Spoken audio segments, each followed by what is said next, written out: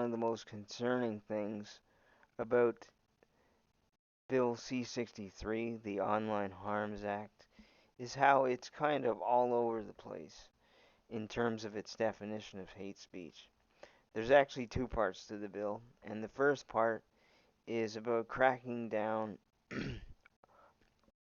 on the exploitation and the predatory targeting of children and minors, as well as the cracking down on the use of things like deepfake images. And this is YouTube here, so I've got to choose my language carefully. I'll just go ahead and say it. Revenge porn. This is something that everyone can get behind. So then we come to the second part of the bill, which involves hate speech. I've often had of contention with hate speech because it's subjective. The way this bill makes it sound, hate speech is pretty broad. For example, I don't think Leah Thomas, aka Will Thomas, is a hero just because they transitioned from male to female and they won a swimming competition. That's not a hero. It seems more probable to me that Leah Thomas found a political loophole and decided to exploit and use it to cheat, essentially, to win, in my opinion. I'm sorry if you don't like that, but that's my point of view. So if this bill makes royal assent, is that opinion now classified as hate speech? If so, under what grounds? Is it because I said that someone is not a hero because of a lifestyle choice? Or because I suggested that they potentially cheated to win, knowing that they would have a biological advantage over the women? I also don't think it's appropriate for a 60-year-old man to identify as a 16-year-old girl and compete against teenage girls in swimming competitions. So I ask again, under this Bill 63, would that be classified as hate speech? I also don't think it's appropriate for an adult human to identify as a deer, or a 23-year-old university student to identify as a baby, or a 65-year-old man to identify as a 6-year-old child. I also don't think it's appropriate for a physically healthy person to intentionally cripple themselves and identify as transabled. Of course, these are just my opinions, and right now, people can still have opinions, at least to a degree, and still express them. The bill also mentions genocide and penalties for advocating for it, or perhaps even mentioning it. This, I took pause when I heard and when I read about this, because it got me to think, what about a history class? If you could potentially get in trouble for mentioning the word genocide, let alone talking about it, how on earth is a teacher supposed to teach a history class? I have to agree with Pierre Poilievre when he said, and I think this is a correct assessment, when the current Prime Minister of this country talks about hate speech, when he mentions the term hate speech, he means speech that he hates or that he finds objectionable in any way. I hate to keep referencing George Carlin, but he was ahead of his time.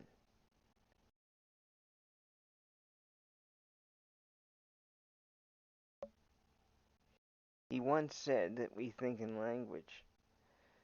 So, if one controls what people can say, that is how they will begin to control what people can think. And we think in language. I heard recently that there was some school in Ontario that banned the Diary of Anne Frank. The whole point of history is to learn from it, in the hopes that the dark parts of it or the bad parts of it are never repeated. Not to try to erase history because some people might find it offensive or it might make people uncomfortable. Human history is indeed troubling, but we need to be able to learn from it. We need to be able to learn. We need to be able to read about it and to learn from it so that we don't repeat it, so that we can grow as a people and so that we can make better choices in the future. There are troubling parts in the bill to me. The first thing to mention is that the committee has been organized to enforce it. The name of the committee escapes me at the moment, and I do apologize for that. But if they even think you're going to commit a hate crime, they can put you in house arrest. Or you can get time in prison. By the way, that's also a potential life sentence in prison. And you can get a $25,000 fine, and you'd be made to wear an ankle bracelet and subjected to regular blood tests and things like that. Another part of the bill that I found disturbing is that anyone can report someone for hate speech. And they don't even have to be living in Canada, apparently. They can also do it without revealing their personal details, and there are incentives to do so. Again, this made me take pause because it made me think during the whole pandemic and the lockdowns and how, at least in my view, this entire thing was politicized. And I think we all saw people turn against their neighbors and their friends, and I know I did.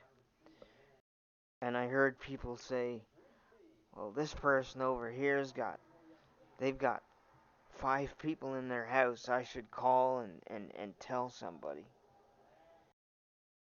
So this made me think of that.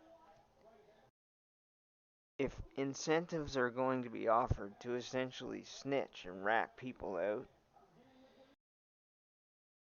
then this can only lead to chaos. This is going to lead to even more madness.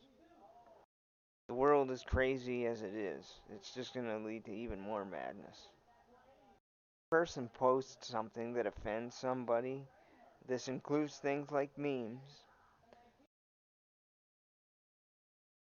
is can you get jail time for that? Can you get a big fine for that? It said that there can be upwards of a 7-figure penalty, though I think this mainly applies to social media companies. This whole thing just troubles me. This whole bill just troubles me, along with a lot of other people. And there are a lot of other, there are a lot of creators and a lot of independent broadcasters that can articulate this way better than I have.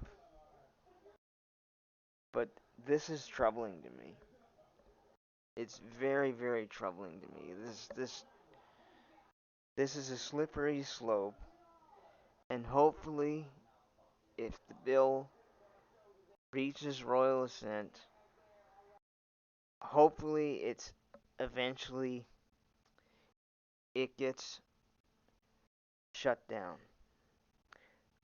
I really can't see it lasting for very long. I can't see it being passed the way that it is. it's going to need major amendments, I think. It's just troubling. I want to, before I go, because I'm running out of time here. Before I go, again, I want to point out that I think this bill is very sinister, and I'll tell you why. Again, I want to reference George Carlin one more time. Carlin once said that politicians will hide behind three things.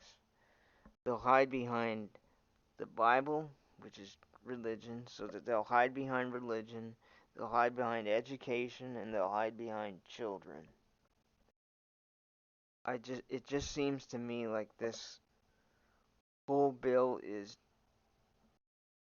sort of disguised as something else.